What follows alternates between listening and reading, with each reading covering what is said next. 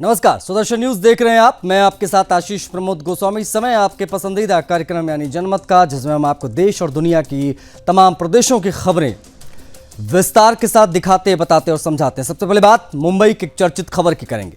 देखिए, मुंबई के पवई इलाके के आरए स्टूडियो में 17 बच्चों समेत 19 लोगों को आज बंधक बना लिया गया और जिसने बंधक बनाया उसका एनकाउंटर हो गया। वो एनकाउंटर में मारा गया। तस्वीरें भी हम आपको दिखा रहे हैं। देखिए, पुलिस की कार्रवाई के दौरान फायरिंग में आरोपी रोहित आर्या को गोली लगी।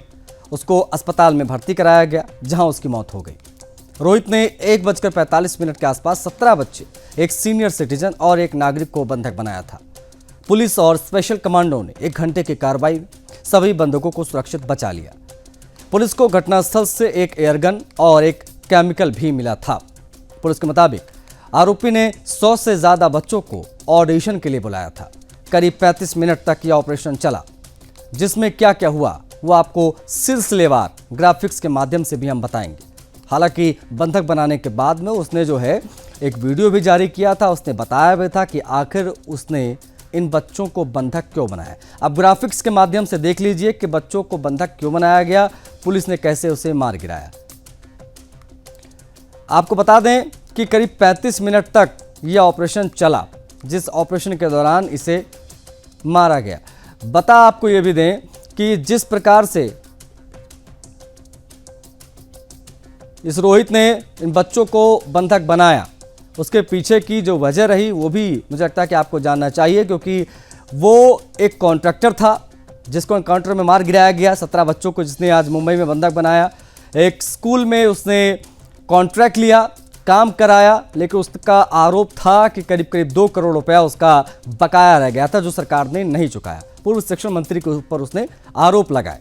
उसने कहा कि भाई मेरा 2 करोड़ रुपया है, आपने बकाया रखा हुआ है और वो नहीं चुकाया, और उसने तमाम प्रयास किया, बावजूद इसके जो है उसके पैसे का भुगतान नहीं हो पाया। लिहाजा उसने ये कदम उठाया। करीब 35 मिनट तक ये पूरा ऑपरेशन चला। वो जान लीजिए कि QRT के 8 कमांडो कमरे में घुसे थे। लीड कमांडो थे, उन्होंने अपहरणकर्ताओं से बात करने की कोशिश की। बातचीत शुरू होते ही किडनैपर ने पुलिस पर फायरिंग भी शुरू कर दी। पुलिस ने जवाबी कार्रवाई की। इसमें अपहरणकर्ता घायल हो गया, मतलब उसको गोली लग गई। टीम अंदर घुसी तो देखा कमरे को पूरा अस्त व्यस्त रखा गया था। लीड कमांडर ने कमरे में घुसते ही अपहरणकर्ता पर ओपन फायरिंग की, जिससे उसकी मौत हो गई। तो ग्राफिक्स के माध्यम से हमने आपको बताया कि एग्जैक्टली क्या हुआ उस ऑपरेशन के दौरान। 35 मिनट्स में 1 बजे के आसपास खबर सुर्खियां बटोरने लगी कि आखिर किस प्रकार से रोहित आर्या नाम के एक आदमी ने बंधक बना लिया है। QRT की जो क्विक रिस्पांस टीम होती है QRT, उनके 8 कमांडो कमरे में घुसते हैं। आपको बता दें कि जब इसको रेस्क्यू किया गया QRT टीम के द्वारा, उससे पहले जब उसने बंधक बनाया तो उसने वीडियो जारी किया था। क्या कहा था उसने वीडियो में, वीडियो भी आपको दिखाएंगे। मैं रोहित आर्या, सुसाइड करने की जगह मैंने एक प्लान बनाया और कुछ बच्चों को इधर हॉस्टेज रखा है। मेरे कुछ ज़्यादा डिमांड्स नहीं है, बहुत सिंपल डिमांड्स है, बहुत मॉरल डिमांड्स है, बहुत एथिकल डिमांड्स है। और मेरे कुछ सवाल है, मुझे कुछ लोगों से बात करनी है, उनको सवाल पूछने हैं, उनके जवाब पर अगर मुझे काउंटर क्वेश्चन है तो मुझे काउंटर क्वेश्चन पूछना है, लेकिन मुझे ये जवाब चाहिए। मुझे दूसरा कुछ नहीं चाहिए। ना मैं टेररिस्ट हूँ, ना मेरी बहुत बड़ी पैसों की डिमांड है। कुछ भी पैसों की डिमांड तो है ही नहीं, इमोरल तो बिल्कुल भी नहीं है। सिंपल कॉन्वर्सेशंस करने हैं, और जिसके लिए मैं इन बच्चों को हॉस्टेज लिया है। ये मैंने एक प्लान के तहत ही हॉस्टेज लिया है। लेट्स चेंज 4 मैं सच में करने वाला था, करने वाला हूँ। अगर जिंदा रहा तो मैं करूँगा, अगर मैं मर गया तो कोई और करेगा, लेकिन होगा ज़रूर। इन्हीं बच्चों के साथ होगा अगर इनको हार्म नहीं होता है तो। बता दें आपको कि हमारे संवाददाता मुंबई से सीधा प्रभाकर गिरी कनेक्ट हो रहे हैं। उनसे हम बातचीत करेंगे और समझने की कोशिश करेंगे ये पूरा मामला किस प्रकार का रहा, ये पूरा घटनाक्रम दरअसल क्या था। प्रभाकर, बताइए क्या हुआ 1 बजे से जब ये खबर सामने आई कि भाई बच्चों का जो है वो हॉस्टेज बना लिया गया है उनको, उसके बाद में किस प्रकार का पूरा एक्शन दिखाई दिया, सबसे पहले वो बताइए प्रभाकर। ये मामला जो है पवई में आज का मामला नहीं था, लगातार कुछ दिनों से चल रहा था। ये जो बच्चों को ऑडिशन लेने का जो काम जो चल रहा था, पहले इससे 3 दिन के लिए स्टूडियो, फिर सर और 3 दिन के लिए स्टूडियो, जिस तरह की जानकारी हमें मिली है तो ये जो है बच्चे को रोज बुला बुला के ऑडिशन ले रहा था, और इसी बहाने से इसने आज जो है जब लंच ब्रेक जब हुआ है उस वक्त तक बच्चे वहीं पर थे, और जैसे लंच ब्रेक हुआ बच्चों को उसने किडनैप करके रखा हुआ। वो तब पता चला परिवार वालों को, जब वो लंच ब्रेक हुआ तो वहां जब पहुंचे जब बच्चे से मिलने के लिए, तो वहां पर उन्हें जाने नहीं दिया गया। और उसके बाद जो है पूरा ये जो इसके डिमांड का जो कार्यक्रम जो शुरू हुआ वहां से रोहित आर्या का, तो रोहित आर्या ने जब वहां से अपना वीडियो रिलीज किया, वीडियो रिलीज करने के समय उस वक्त तक इसने कहीं भी पैसे का कोई डिमांड इस तरह कोई बात नहीं किया। वहां पे जो है दत्ता नलावड़े जो जोन 10 के जो डीसीपी हैं, उन्होंने पूरी बात को लेकर के इससे कांटेक्ट करने की कोशिश की। नेगोशिएशन चल रहे थे, तकरीबन 3:30 बजे तक नेगोशिएशन चला वहां पर। और उसके बाद जो है क्विक एक्शन टीम जो है और पुलिस की टीम वो वहां पर पहुंची। वहां पहुंचने के बाद जो है इसके पास एयर गन रखा हुआ था, केमिकल रखे हुए थे, जो इसने पहले ही बता दिया था कि मैं पूरे बिल्डिंग को आग लगा दूंगा, और अगर आप लोग अगर यहाँ पर आते हैं और कुछ एक्शन कुछ लेते हैं तो बच्चों को भी मैं साथ में आग लगा दूंगा। तो इस तरह की बातें चल रही थी, जिसको लेकर के दत्ता नलावड़े जो डीसीपी हैं उन्होंने कोशिश किया कि कुछ हो ना और बात से ही मामला सुलझ जाए, मगर इस तरह हो ना सका। वहां पर जब बाथरूम के रास्ते थे, यहाँ पर पूरी क्विक एक्शन टीम और जो पुलिस की टीम थी, कमांडो जो थे, वो बाथरूम के रास्ते से वहां अंदर गए। अंदर जाने के बाद इसने बच्चों को अपने आगे कर लिया था, ह्यूमन शील्ड बना के रखा हुआ था बच्चों को जो वहां पर।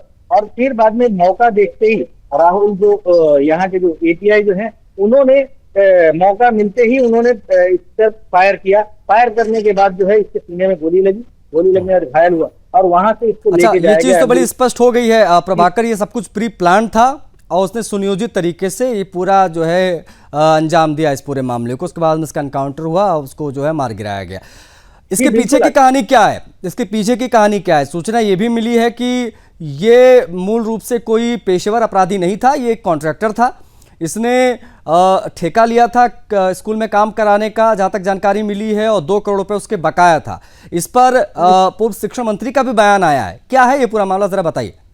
इस तरह की बातें आ रही है वहां पर, जिस तरह से इसने जो है ये मूल निवासी जो है इस वक्त जो रह रहा है, जो परिवार जो रह रहे हैं ये पूना में रहते हैं, और ये शिक्षक जो है ये नागपुर का शिक्षक है। और इसने एक क्विक मॉनिटरिंग ये जो स्वच्छता मॉनिटरिंग का एक प्रोजेक्ट इसने चलाया था, जिसके चलते जो है इसको कुछ राशि भी मिली थी और इसको एक सर्टिफिकेट भी दिया गया था इसको इस मामले पर। और बताया, इसका कहना है कि मेरा 2 करोड़ रुपया बकाया था, जिसके चलते इसने कई बार धरना भी दिया यहाँ पर मुंबई में। और ये मामला जो है जब शिंदे सरकार जब शिंदे सीएम हुआ करते थे, उस वक्त का दीपक केसरकर जी जो है वो शिक्षा मंत्री थे, तो तब का ये मामला बताया जा रहा, तब से इसका जो है पैसा बकाया है, इसका कहना था ऐसा। लेकिन जो कि अभी तक ये बातें चल रही है और इसे कहीं जो है भुनाने की कोशिश कर रही है। और यहाँ पर जो है इस मामले को लेकर के बात को बढ़ाया जा रहा है कि इस तरह का मामला सामने, इस तरह का मामला था कि जिसका 2 करोड़ रुपए वहां पर बकाया था, और जिसके चलते इसने पूरा, मगर कहीं ना कहीं देखा जा सकता है कि बच्चों को जो है किडनैप करना एक कहीं भी गवारा नहीं कहता है कि बच्चे को किडनैप करके आप पैसे की डिमांड करें। दीपक केसरकर ने भी इस बात को कहा कि अगर आपका कुछ बकाया था तो आप आकर के सरकार से बात करते और मिलते, न कि इस तरह का हरकत से करता है, जिसके चलते जो है इसको। अच्छा, एक चीज और स्पष्ट कर दीजिए प्रभाकर, क्या सभी बच्चे सुरक्षित हैं? अपने अपने परिवार के पास पहुंच गए सारे बच्चे? हाँ जी 7 हेल्थ हॉस्पिटल में सभी बच्चों को ले जाया गया था, जहां पर जो है बच्चों को वहां पर बच्चे की पूरी देखरेख हो रही थी। और बच्चे को जो है, बच्चे जो ट्रॉमा में अगर कोई गए हो तो उसकी भी ध्यान रखी जा रही है कि बच्चे को मेंटल ट्रॉमा में न चले गए, तो वो भी ध्यान रखा जा रहा है। अच्छा, इस पर कोई सियासी प्रतिक्रियाएं भी सामने आ रही, क्योंकि ये खबरें आई प्रभाकर की कांग्रेस के विधायक दल के नेता ने इस पर सरकार पर आरोप लगाया कि बिल्स का अगर आप भुगतान कर देते तो आज शायद बच्चों की जान इस प्रकार से खतरे में ना आती। इस प्रकार की कोई प्रतिक्रियाएं भी आ रही हैं, पॉलिटिकल रिएक्शंस भी आ रहे हैं इस पूरे मामले को लेकर? अगर आ रहे हैं तो बताइए। कि इस पर जो है पॉलिटिकल रिएक्शन कांग्रेस की तरफ से ही अभी तक आया हुआ है कि इनके जो बकाया जो रकम थे वो अगर दे दिए जाते तो इस तरह का मामला नहीं होता है सामने, अगर पहले से ही अगर इनका पूरा पैसा अगर चुका दिया गया होता। लेकिन कहीं ना कहीं अभी तक कोई पुष्टि नहीं की जा सकती इस तरह के मामले की कि इतने पैसे इनके बकाया थे, जिसके चलते ये सब कांड हुआ यहाँ पर। जो आज जो मुंबई ने जो जिस तरह से भयावह जो सीन जो दिखा है, जो मुंबई ने अपने ये पवई अच्छा, इलाके एक चीज और, एक छोटा सा सभी सवाल घबरा और गए थे है जो- प्रभाकर कि ये जो आरोपी था जिसको मार गिराया गया एनकाउंटर में, क्या वो अकेला था, किसके साथ और भी लोग थे ये पूरी प्लानिंग में? कि अभी तक तो पूरा प्लानिंग में इसका अकेले का ही पूरा हाथ बताया जा रहा है कि इसमें किसी और का हाथ कहीं नहीं है। इसमें एयर गन जो रखा हुआ था वो भी ओरिजिनल लग रहा था कि ओरिजिनल बंदूक है वो, उसके चलते इस पर फायरिंग किया गया, नहीं तो इस पर फायरिंग नहीं की जाती, शायद बात इससे ही पूरा मामले को सुलझा लिया जाता। इससे पहले जब फायरिंग किया तो पुलिस वालों को ये लगा कि कहीं ना कहीं ओरिजिनल गन से ही फायर कर रहा है, और उसके चलते इस पर जो है उन लोगों ने रिस्पॉन्स दिया और उसको मार दिया। शुक्रिया आपका प्रभाकर ने तमाम जानकारियों को साझा करने के लिए, तमाम बातचीत के लिए। बता आपको ये दें कि मामला वाकई हैरान कर देने वाला रहा जब पता चला कि मुंबई में एक स्टूडियो के अंदर बच्चों को किडनैप कर लिया गया है। उसने जब वीडियो बनाया, क्यूआरटी टीम जो क्विक रिस्पॉन्स टीम है वो अंदर पहुंची, और जब उसने टीम को देखा, बातचीत शुरू हुई, एकदम से उसने फायरिंग की। जवाब में जब क्यूआरटी टीम ने फायर झोंकी तब उसके छाती पर गोली लगी।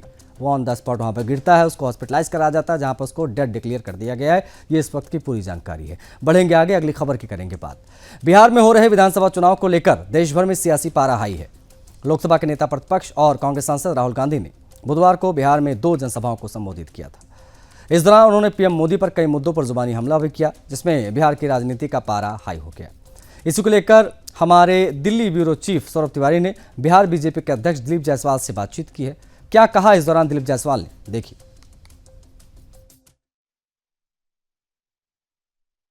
राहुल गांधी के बयान से बीजेपी नाराज हो गई है। हम बात करते हैं बिहार बीजेपी के अध्यक्ष दिलीप जायसवाल साहब से। जायसवाल जी, राहुल गांधी ने जिस तरह से प्रधानमंत्री के लिए शब्दों का प्रयोग किया है, क्या कैसे देखते हैं आप इसको? देखिए, राहुल गांधी फ्रस्ट्रेशन में है, क्योंकि 57 साल का युवा है, तो इतने लंबे बरसों तक युवा के कैटेगरी में रहना उनके लिए अब मुश्किल हो रहा है। तो वो अब मुक्ति चाहते हैं और वो फ्रस्ट्रेशन में है, मानसिक तनाव में है। और जब कोई इंसान मानसिक तनाव में रहता है तो उसकी भाषा पर उसका नियंत्रण नहीं होता है। इसलिए राहुल गांधी जी को पता नहीं चल रहा है कि वो क्या बोल रहे हैं। उनको बाद में जब लोग समझाते हैं तब उनको समझ में आता है। और कोई भी मुद्दा जब वो उठाते हैं वो ये भूल जाते हैं कि वो क्या बोल रहे हैं। बिहार में और पूर्वांचल में छठ पर्व लोक आस्था का पर्व है ये,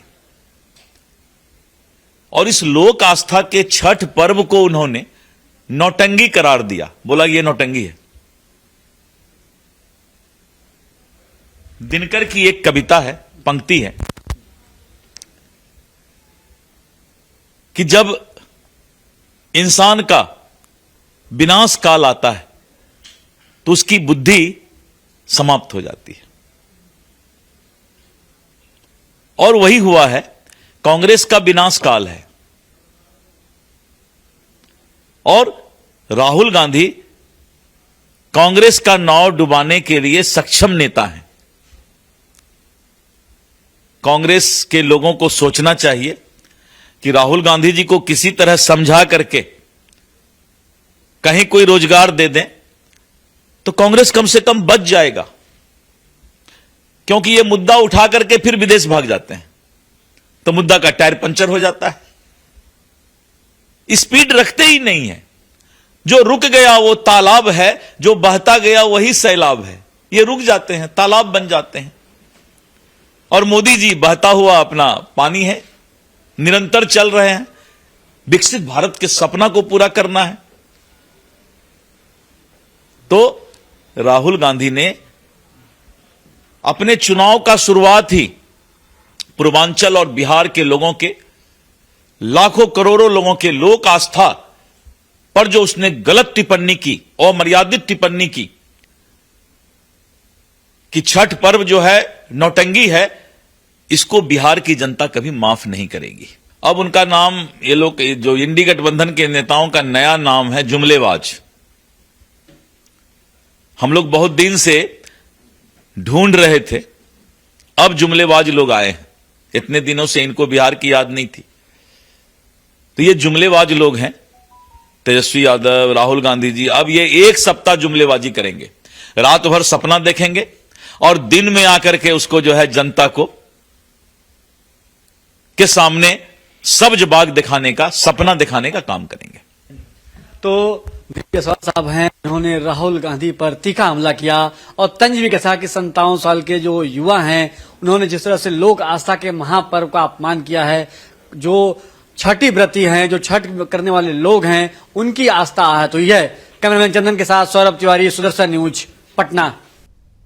बढ़ेंगे आगे, जनमत में अगली खबर की बात करेंगे। बिहार विधानसभा चुनाव को लेकर सियासी सरगर्मियां तेज हैं, वो आप जानते हैं। एक तरफ जहां राहुल गांधी पीएम मोदी पर विवादित बयान दे रहे हैं, तो वहीं पीएम मोदी ने भी राहुल गांधी को मुंहतोड़ जवाब दिया।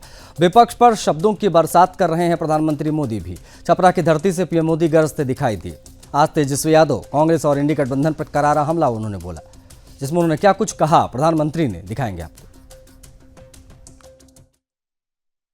ये जरा सुनिए, ये पंजाब के कांग्रेस के मुख्यमंत्री ने मुख्यमंत्री पद पर रहते हुए ऐसा खुला ऐलान किया कि बिहार के लोगों को वो अपने राज्य पंजाब में घुसने नहीं देंगे। कांग्रेस के मुख्यमंत्री ने पंजाब में भाषण किया और उस समय मंच पर उन्होंने तो भाषण किया, उस समय मंच पर गांधी परिवार की एक बेटी जो आजकल पार्लियामेंट में बैठती है, वो जब एक बोल रहे थे कि पंजाब के लोग बिहार के लोगों को पंजाब के मुख्यमंत्री पंजाब में घुसने नहीं देंगे, और ये कांग्रेस के इतने बड़े परिवार की बेटी खुश होकर के तालियां बजा रही थी। एनडीए सरकार विकास भी, विरासत भी, इस मंत्र पर काम कर रही है। जरा एसपीजी के लोग ये कलेक्ट कर ले भाई। हम धरोहर को रोजगार से जोड़ रहे हैं। आप काशी विश्वनाथ धाम या अयोध्या धाम जाइए, वहां हुए विकास के बाद श्रद्धालुओं की संख्या लगातार बढ़ रही है। इससे रिक्शा वाले, टैक्सी वाले, नाव वाले, होटल वाले, खिलौने बेचने वाले, साड़ी बेचने वाले, कपड़े बेचने वाले, सबकी कमाई बढ़ी है। हमारी डबल इंजन सरकार बिहार के तीर्थों और धरोहरों की भव्यता को आधुनिक सुविधाओं से जोड़ रही है। लेकिन आप ये भी याद रखिए, आस्था विरोधी, विकास विरोधी, वोट बैंक की राजनीति और तुष्टीकरण में डूबे आरजेडी कांग्रेस के लोग घुसपैठियों को बचाने के सिवाय कोई काम नहीं कर सकते। घुसपैठिए उनके माए बाप बन गए हैं। उन्होंने अपनी पूरी राजनीतिक ताकत घुसपैठियों को बचाने में लगाई हुई है।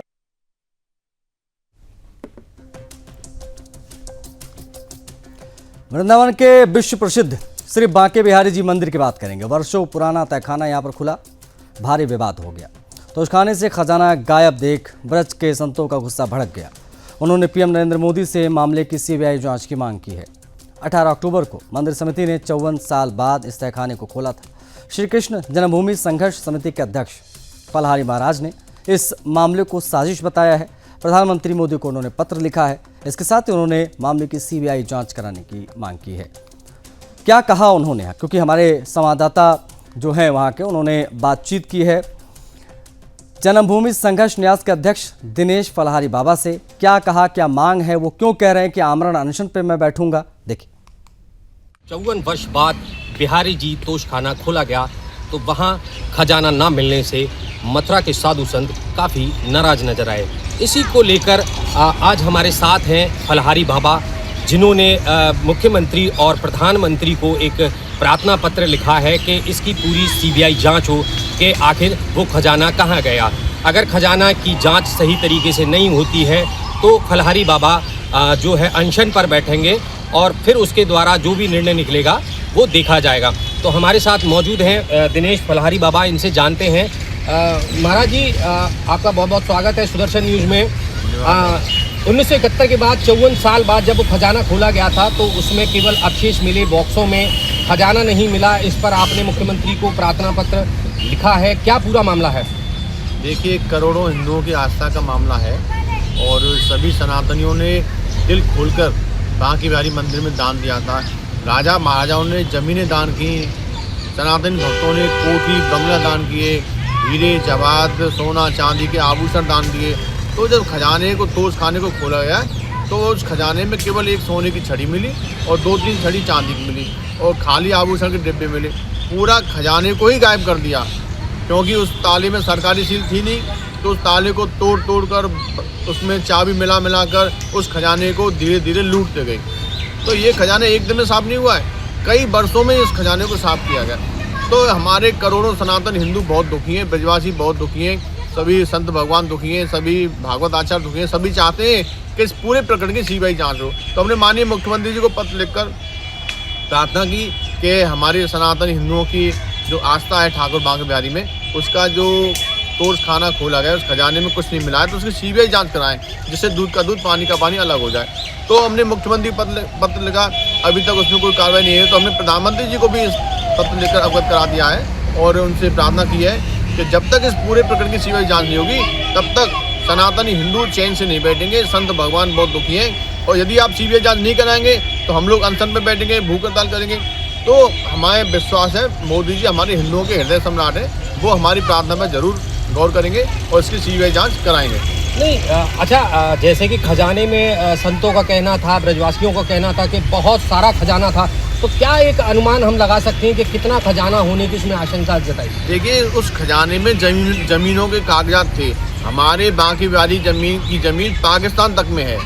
हमारे हिंदुस्तान के प्रत्येक जनपद में बांके बिहारी जमीन है, तो उन जमीनों के पेपर गायब है। घुमाफियाओं ने जमीनों पर हो सकता है कब्जा कर लिया हो। तो जब पूरे प्रकरण की सीबीआई जांच होगी, कुछ 10% गोस्वामी उसमें ऐसे हैं जिन्होंने 10 होटल बना लिए उस खजाने को लूटकर, अरबों रुपए के फार्म हाउस बना लिए। तो जब सीबीआई जांच होगी तो दूध का दूध पानी का पानी अलग हो जाएगा। किन लोगों ने खजाने को लूटा है वो सब उजागर हो जाएगा। नहीं, उस टाइम जैसा कि बताया जा रहा है कि कांग्रेस की सरकार थी, तो सरकार का हस्तक्षेप क्यों नहीं रहा उसमें? इस पूरे प्रकरण में अगर सरकार का हस्तक्षेप होता तो शायद इतनी बड़ी चोरी या ये खजाना गायब नहीं होता, ऐसा भी हो सकता है। देखिए, कांग्रेस सरकार के राज में तो बहुत घोटाले हुए, तो उन घोटालों पर तो हम नहीं जाना चाहते। लेकिन अब योगी मोदी की सरकार है, इसमें घोटाला छुपेगा नहीं। जो भी अपराधी होगा पकड़ा जाएगा, जिसने भी चोरी किया है, जिसने खजाने को लूटा है, वो पकड़े जाएंगे। और सभी सनातनी हिंदुओं की आस्था को देखते हुए प्रधानमंत्री को, हमारी मोदी जी को सीबीआई जांच कराने के आदेश देने चाहिए।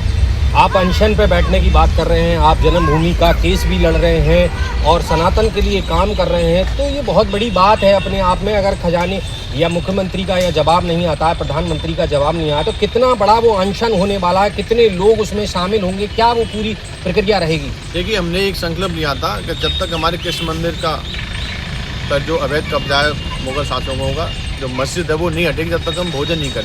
खबर में चलते हैं हिमाचल प्रदेश। बहुचर्चित संजौली मस्जिद मामले में जिला अदालत ने बड़ा फैसला सुना दिया। अदालत ने नगर निगम शिमला की अदालत के फैसले को ही बरकरार रखा। मस्जिद को तोड़ने के आदेश दे दिए गए हैं, यानी अब मस्जिद को अवैध ठहराते हुए उसे गिराने का रास्ता साफ हो चुका है। दरअसल वक्फ बोर्ड और संजौली मस्जिद कमेटी ने नगर निगम अदालत के उस फैसले को जिला अदालत में चैलेंज किया था। मस्जिद को अवैध बताते हुए उसे हटाने का आदेश दिया गया था, लेकिन जिला अदालत ने दोनों की याचिका को खारिज किया। अदालत ने कहा कि वक्फ बोर्ड मस्जिद से जुड़े पुख्ता दस्तावेज पेश करने में वो नाकाम रहा, लिहाजा नगर निगम अदालत का फैसला ही सही है और वैध है। वास्तव में इस पूरे मामले को लेकर शिमला में काफ़ी समय से विवाद चल रहा था। एक और वक्फ बोर्ड और मस्जिद कमेटी ये दावा कर रहे थे कि ये ज़मीन मजहबी उपयोग के लिए है। स्थानीय लोगों का कहना था कि निर्माण पूरी तरीके से अवैध है। और अब जिला अदालत के फैसले के बाद साफ हो गया कि मस्जिद को लेकर नगर निगम अदालत का निर्णय अंतिम माना जाएगा। स्थानीय लोगों की ओर से पेश हुए वकील जगतपाल ने अदालत के बाहर कहा कि संजौली में बनी पूरी मस्जिद अवैध है, इसके सारे माले गिराए जाएंगे। नगर निगम को चाहिए कि वो जल्द से जल्द इस ढांचे को हटाए ताकि स्थानीय लोगों को दिक्कतें ना हो। दरअसल संजौली क्षेत्र में इस अवैध निर्माण को लेकर लोगों में लंबे समय से असंतोष था। अदालत के इस निर्णय से अब नगर निगम को कार्रवाई करने का पूरा अधिकार मिल गया है और अदालत ने साफ कहा संदेश दे दिया है कि बिना वैध दस्तावेज और अनुमति के मजहबी ढांचे के नाम पर किसी भी प्रकार का निर्माण स्वीकार्य नहीं होगा। ये मामला अब नगर निगम शिमला के पाले में चला गया है। अदालत के आदेश के बाद निगम प्रशासन पर एक जिम्मेदारी होगी कि वो कानून के अनुसार जल्द से जल्द कार्रवाई करे और इस मस्जिद को जमींदोज करे।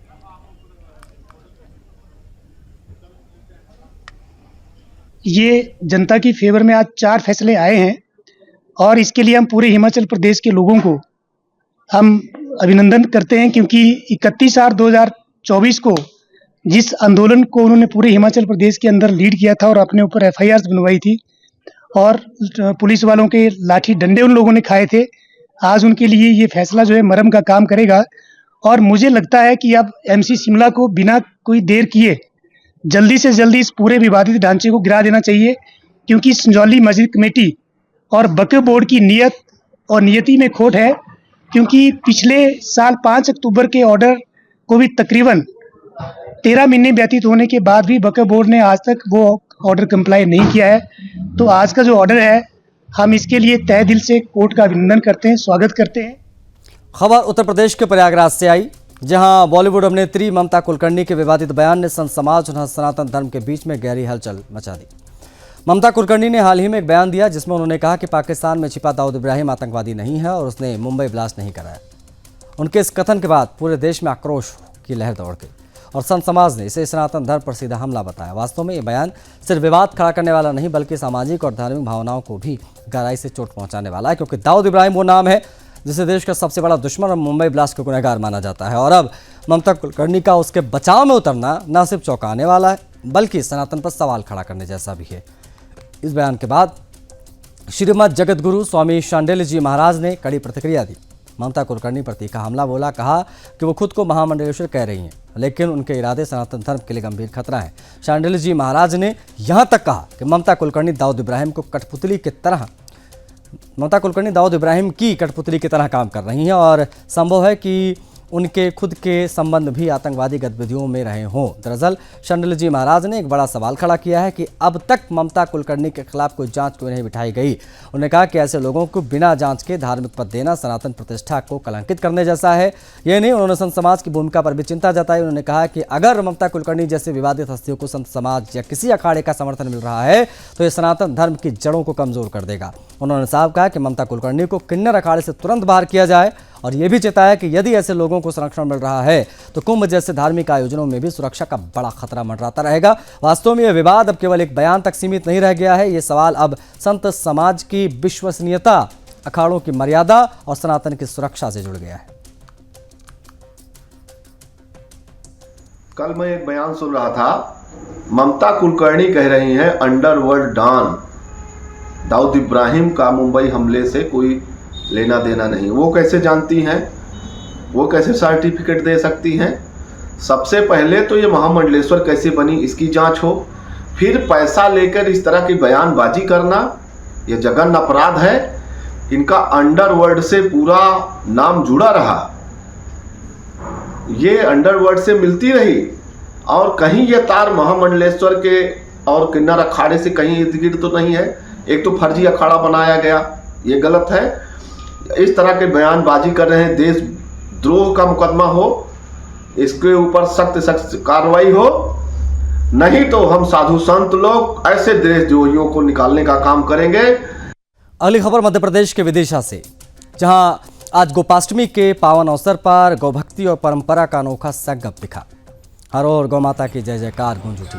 श्रद्धालुओं ने पूरे भक्तिभाव से गायों की पूजा अर्चना की। गोपाष्टमी के मौके पर गोपाल कृष्ण गौशाला की ओर से विशाल आयोजन हुआ। विशेष आयोजन गौशाला से सजी धजी गायों को शहर के भ्रमण के लिए निकाला गया। यह दृश्य अत्यंत मनमोहक था। हर रास्ते पर लोग फूल बरसाते नजर आए। गौ माता के दर्शन के लिए सड़कों पर भीड़ उमड़ी।